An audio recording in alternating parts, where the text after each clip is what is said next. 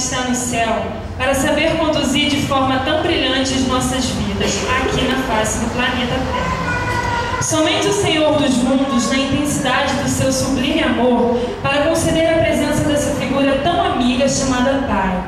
Obrigada, meu Deus, pelo lar a mim concedido, onde cresci, aprendi e recebi grande amor do meu Pai querido. Amo você, meu Pai, por sua confiança em Deus, por sua fidelidade e comprometimento com as coisas do Senhor Jesus, por sua honestidade, por sua atenção em todos os momentos com suas filhas, por ser este Pai maravilhoso, enfim, obrigada por tudo, Pai.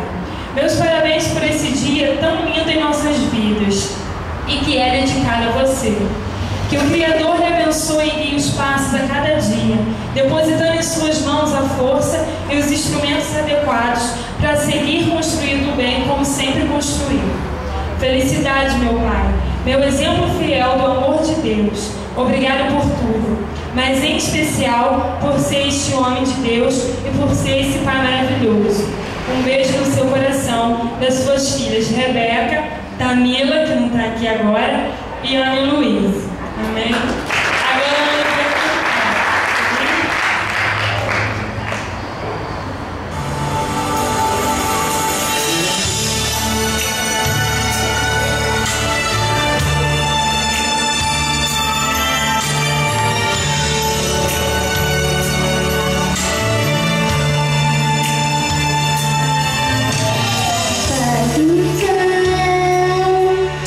estou aqui.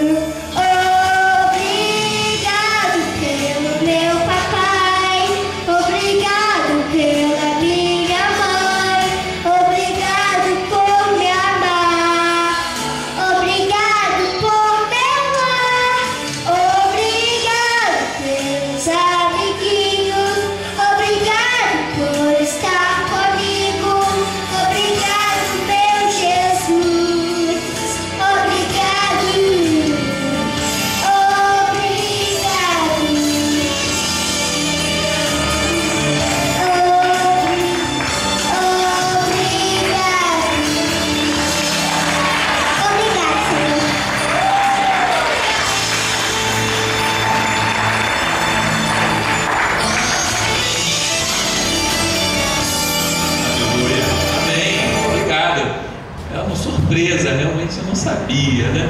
Deus te abençoe. Em nome de Jesus, nós estamos aqui, vamos fazer a oração final. Eu chamei minha